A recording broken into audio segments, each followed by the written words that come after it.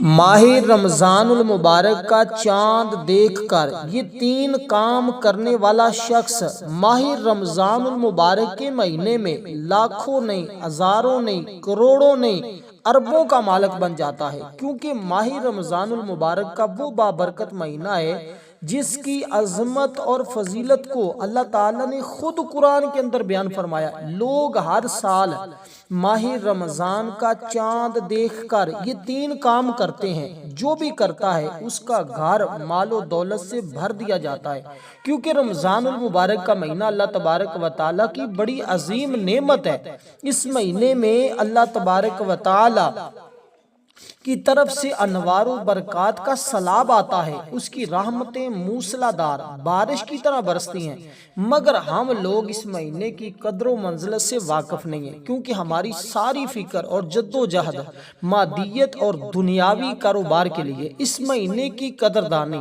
وہ لوگ کرتے ہیں جن کی فکر آخرت کے لیے اور جن کا محور ما بعد الموت ہوتا ہے۔ حضرات، یہ حدیث پاک آپ نے سنی ہوگی کہ حضرت انس بن مالک رضی اللہ تعالیٰ عنہ سے روایت ہے، نبی پاک صلی اللہ علیہ وسلم جب رجب کا مہینہ آتا تو حضور یہ دعا مانگا کرتے تھے، اللہم بارک لنا فی رجب و شعبان و بلغنا رمضان، یعنی کہ اے اللہ ہمارے لیے رجب اور شعبان کے مہینے میں برکت عطا فرما، ہمیں رمضان تک پہنچا دے، یعنی ہماری عمر اتنی دراز کیجئے کہ ہمیں رمضان کا مہینہ نصیب ہو جائے۔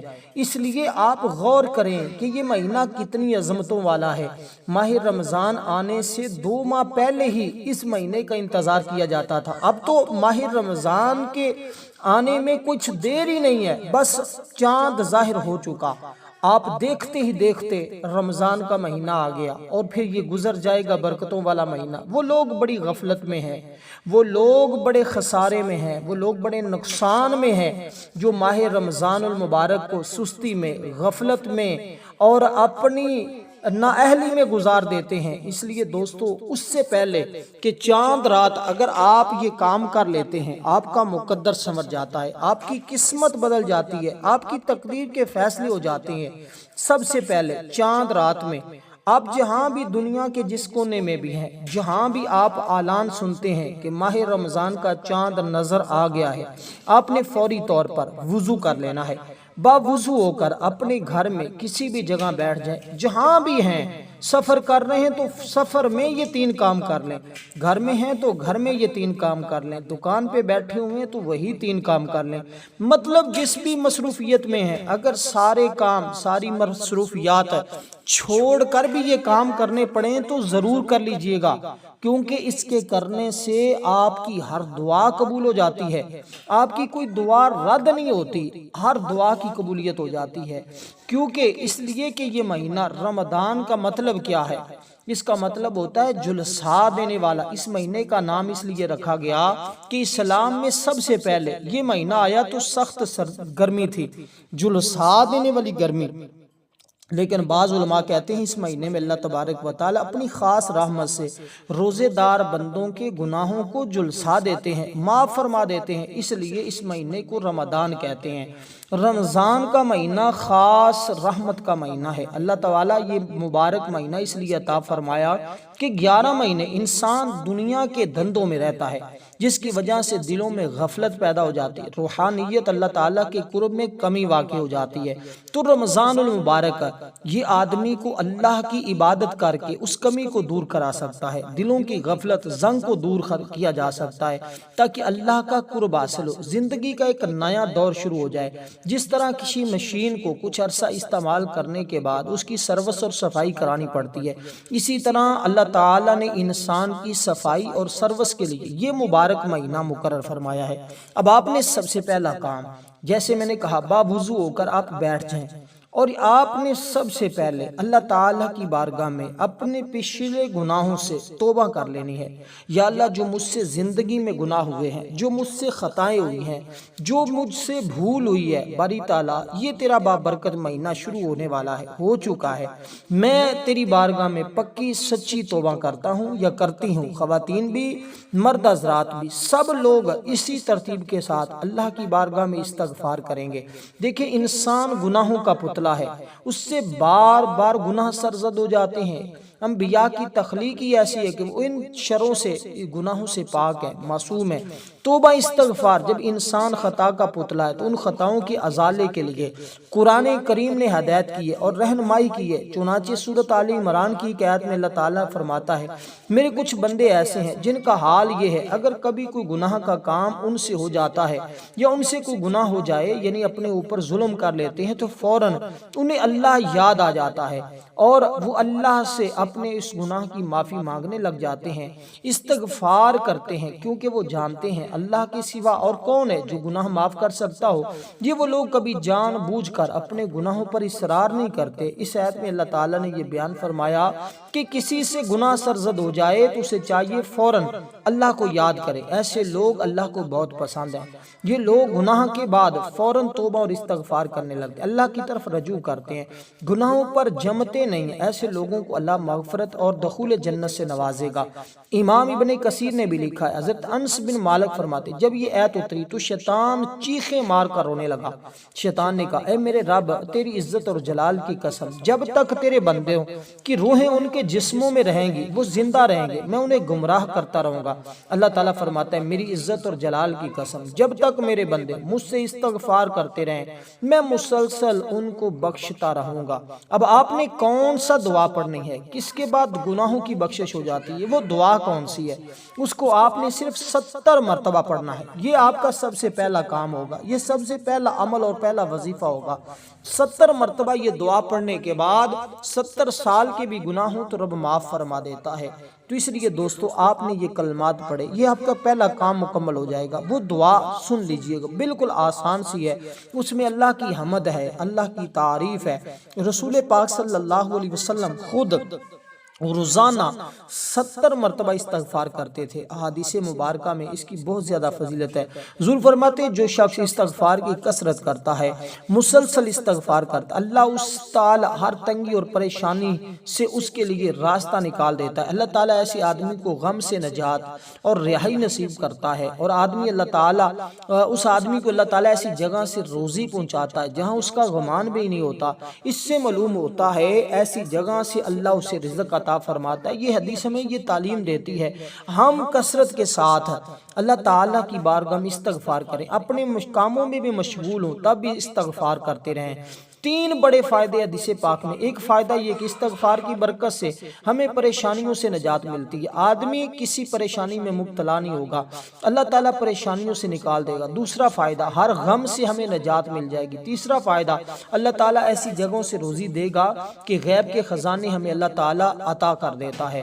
اس لیے دوستو، ضرور ضرور آپ نے اسی طرح ان کلمات کو پڑھنا ہے، بالکل آسان سے ہیں۔ خود رسول پاک صلی اللہ علیہ وسلم یہ دعا پڑھا کرتے تھے۔ نماز کے بعد حضور یہ دعا پڑھ، اللہم انت السلام و منک السلام تبارکتا یا ذا الجلال والاکرام۔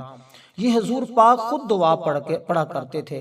تو آپ نے آج کون سا عمل کرنا ہے؟ حضرت عائشہ صدیقہ رضی اللہ تعالیٰ عنہ فرماتی ہیں، جب سورۃ نصر نازل ہوئی تو آپ کا کثرت یہ الفاظ پڑھتے رہے، سبحان اللہ و بحمدہ استغفر اللہ واتوب الیہ۔ صرف اتنے سے الفاظ آپ نے پڑھنے ہیں، سبحان اللہ و بحمدہ استغفر اللہ واتوب الیہ۔ یہ آپ نے پڑھنے کا اہتمام کرنا ہے، حدیث پاک پر بھی عمل ہو جائے گا۔ رسول پاک نمازوں کے بعد بھی اس طرح استغفار فرماتے تھے، پڑھتے تھے، تو آپ کا یہ پہلا کام مکمل ہو جائے گا۔ جتنی تعداد بتائی اس کے مطابق آپ نے یہ الفاظ پڑھنے ہیں، سبحان اللہ و بحمدہ استغفر اللہ واتوب الیہ۔ بس یہ مختصر سے چند کلمات ہیں، ان کو پڑھا۔ دوسرا کام میں عرض کر دیتا ہوں۔ دوسرے نمبر پر آپ نے حضور سرور کونین، امام الانبیاء، خاتم النبیین کی ذات پر درود پاک پڑھنا ہے۔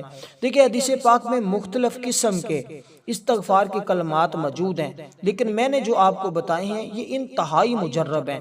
ویسے تو اور بھی الفاظ ملتے ہیں، لیکن اس عمل کے ساتھ یہ خاص الفاظ میں آپ کو اس لیے بتا رہا ہوں تاکہ یہ آپ کے لیے آسان بھی ہیں اور یہ عمل کے خاص بھی ہیں، اس رات کے خاص بھی ہیں۔ تو آپ نے توبہ اور کی فضیلت اور اہمیت کو سمجھا کہ ہر انسان خطا کار ہے، ہر انسان گناہ کرتا ہے، کوئی نہ کوئی غلطی سرزد ہو جاتی۔ بہترین خطا کار وہ ہے جو توبہ کرتے ہیں۔ جن لوگوں سے گناہ ہو گیا انہوں نے اپنے گناہ سے توبہ کر لی، سب سے بہترین لوگ ان کو کہا گیا ہے۔ اس لیے اگر انسان گناہ سے توبہ نہیں کرتا بلکہ بار بار گناہ کرتا رہتا ہے، اس کا دل سیاہ ہو جاتا ہے۔ فرمایا جب کوئی بندہ مومن یعنی مسلمان گناہ کرتا ہے تو دل پر سیاہ نقطہ بن جاتا ہے، پھر اگر وہ اس سے توبہ کر لے اور استغفار کرے تو دل صاف کر دیا جاتا ہے، وہ سیاہ نقطہ ہٹا دیا جاتا ہے۔ اگر وہ آدمی زیادہ گناہ کرے تو ایک وقت آتا ہے اس کا پورا دل سیاہ ہو جاتا ہے۔ اللہ تعالی ہمیں ایسے دلوں سے حفاظت فرمائے، ہمارے دلوں کو ہمیشہ روشن اور منور کرے۔ تو جب آپ یہ استغفار اس طرح اس رات میں یہ پہلا کام کریں گے، دل پاک صاف ستھرا ہو جائے گا، گناہ سے آپ کو محفوظ ہو جائیں گے، اور اللہ تعالیٰ اس بندے کو اپنا محبوب بنا لیتا ہے، اپنا دوست بنا لیتا ہے۔ جو بندہ بھی اس طرح اس کی بارگاہ میں استغفار کرتا ہے، یہ کرنے کے بعد آپ نے ایک دعا پڑھنی ہوگی۔ سب سے پہلے آپ نے درود پاک پڑھنا ہے، اللہم صلی علی محمد وعلی آل محمد کما صلیت علی ابراہیم وعلی آل ابراہیم انک حمید مجید، اللہم بارک علی محمد وعلی آل محمد کما بارکت علی ابراہیم وعلی آل ابراہیم انک حمید مجید۔ اس طرح آپ نے درود پاک پڑھا جو ہم نماز کے اندر پڑھتے ہیں، یہی درود پاک آپ نے پڑھنا ہے۔ اس کی تعداد 21 بار ہے، اس کو آپ نے 21 بار پڑھنا ہے۔ اس کی تعداد میں بھی آپ نے کمی پیشی نہیں کرنی، کیونکہ اس رات میں درود پاک پڑھنا انتہائی مجرب ہے۔ آپ نے یہ درود پاک پڑھا جو تعداد آپ کو بتائی، اس کے بعد قرآن مجید کی ایک سورہ مبارکہ پڑھنی ہے، اس کے بعد آپ نے ایک دعا پڑھنی ہے، بس یہ 3 کام آپ کے مکمل ہو جائیں گے۔ تو آپ نے یہ درود پاک پڑھا، اس کے بعد سورت کون سی پڑھنی ہے وہ میں آپ کے سامنے تلاوت بھی کر دیتا ہوں۔ سب سے پہلے میں اس سورہ مبارکہ کے آپ کو فضیلت بتا دیتا ہوں، اس کی برکت کس قدر ملے گی۔ رسول پاک صلی اللہ علیہ وسلم نے فرمایا جو شخص اس سورت کو بلند آواز سے پڑھے، آپ نے کم از کم اتنی آواز میں پڑھنی ہے کہ آپ کے کان سن لے۔ بہت سارے لوگ دل کے اندر ہی پڑھتے رہتے ہیں، آپ نے ایسا کام ہرگز نہیں کرنا، بلکہ آپ نے جب اس کو پڑھنا ہے تو آپ کے کان کم از کم اس سورہ مبارکہ کو سن لیں، یعنی کہ آپ کے کانوں تک اس کی آواز پہنچے۔ تو یہ ترتیب ہوتی ہے عمل کرنے کی۔ آپ کو جتنا اعمال بتائے ہیں، جتنی چیزیں بتائی ہیں، جو 3 کام بتا رہا ہوں، ان میں آپ نے اتنی آواز ہونی چاہیے کہ آپ کے اپنے کانوں تک آپ کی آواز پہنچے۔ جب آپ کی آواز آپ کے کانوں تک پہنچے گی تو شیطان بھی آپ کے عمل کے دوران دخل اندازی نہیں کر پائے گا۔ اس سورت کو پڑھنے سے ایسا ہے وہ شخص جس نے خدا کی راہ میں تلوار کھینچی اور جہاد کیا، اور جو اس کو ایسا پڑھتا ہے وہ شخص کے برابر ہے جو خدا کی محبت میں تڑپتا رہا، یعنی اللہ کی راہ میں قتل ہو کر پائے خون میں تڑپتا رہا۔ مگر یہ سارے فضائل صرف اس کے لیے ہیں جو اس سورت کو سمجھ کر پڑھے گا، اس کا پیغام پر عمل کرنے کی کوشش کرے گا۔ اسی طرح کہ طوطے کی طرح بلا سمجھے پڑھنے سے یہ ثواب ہرگز نہیں ملتا۔ آپ نے توجہ اور یقین کامل کے ساتھ اپنے رب پر پورا یقین اور بھروسہ کرتے ہوئے اس کو پڑھنا ہے۔ اور جو شخص اس سورت کی تلاوت کرتا ہے، ماہ رمضان کے روزے رکھے اور پوری شب قدر جاگنے کو اس کو ثواب ملتا ہے۔ جو اس کو پڑھتا ہے جتنا بھی مقروض ہو قرضے سے اس کو نجات مل جاتی ہے، رزق اس کا وسیع ہو جاتا ہے۔ اس کے بارے میں امام جعفر الصادق فرماتے ہیں جو اس کو پڑھتا ہے اس کی حفاظت بھی ہوتی ہے، یعنی کہ اللہ تعالیٰ ہر طرح کی شریر سے، ہر طرح کے دشمن سے اس کی حفاظت فرماتا ہے۔ اور جو بندہ اس سورہ مبارکہ کو پڑھتا ہے، اس کے پڑھنے والا اگر اس کی تقدیر میں کچھ ایسا نہ بھی لکھا، اور یہ امام علی بن حسین رضی اللہ تعالیٰ نے بیان کرتے ہیں اگر کوئی چیز تقدیر پر سبقت کر سکتی ہے تو وہ یہ سورت پڑھنے والا ہے، اس لیے جو سفر پر جاتے ہوئے پڑھے گا وہ صحیح سلامت رہے گا، تقدیر کا لکھا ہوا بھی نقصان بھی مٹ جاتا ہے۔ یہ اتنی کمال کی سورت ہے، مومن کی قبر پر پڑھی جائے تو صاحب قبر پڑھنے والے دونوں کے گناہ معاف ہو جاتے ہیں۔ نبی رسول پاک صلی اللہ علیہ وسلم نے خود آقا علیہ السلام نے فرمایا مومن کے دفن کی پہلی رات اگر کوئی بندہ یہ عمل کر لیتا ہے تو اللہ تبارک و تعالی، اور وہ حضور نے ایک نوافل پڑھنے کا طریقہ بتایا تو اس کے اندر اس کو پڑھنے کا حکم دیا، اس کی بڑی بڑی فضیلت بیان فرمائی گی۔ الغرض اب آپ نے سورہ مبارکہ کو پڑھنا ہوگا صرف اور صرف 21 مرتبہ۔ درود پاک پڑھا، اس کے بعد آپ نے 21 مرتبہ سورہ مبارکہ کو پڑھا، اس کے بعد آپ نے صرف 3 مرتبہ یہ دعا پڑھنی ہے جو دعا میں آپ کو عرض کرنے لگا ہوں۔ سورت بھی میں آپ کو پڑھ کر تلاوت کر دیتا ہوں۔ سب سے پہلے ذرا دعا سن لیجئے گا، دعا بالکل آسان سی ہے، ہر بھائی بہن کو آتی ہے، بس آپ نے توجہ کرنی ہے۔ آپ نے صرف اتنے سے الفاظ پڑھنے ہیں کہ جب یہ آپ سورہ مبارکہ کو پڑھ لیں اس کے بعد آپ نے 3 مرتبہ یہ دعا پڑھنی ہے۔ دعا بالکل آسان سی ہے، یہ ہر حال میں پڑھیے گا۔ یہ چاند دیکھنے کی دعا بھی اس کو کہا جاتا ہے۔ یہ دعا ہے اللہ اکبر سب سے پہلے آپ نے اللہ اکبر کہا، پھر آپ پڑھیں گے اللہم اہلہ علینا بالامن والایمان والسلامت والاسلام۔ تو یہ دعا آپ نے پڑھنی ہے ربی و ربک اللہ، صرف اتنے سے الفاظ ہیں، اور یہ دعا اگر پڑھ نہیں سکتے تو 3 مرتبہ میری زبان سے اس دعا کو سن لیجئے گا، میں پڑھنے لگا ہوں، آپ نے سننا ہے۔ اللہم اہلہ علینا بالامن والایمان والسلامت والاسلام ربی و ربک اللہ۔ یہ ترمذی شریف کے حدیث پاک میں موجود ہے۔ اللہم اہلہ علینا بالامن والایمان والسلامت والاسلام ربی و ربک اللہ۔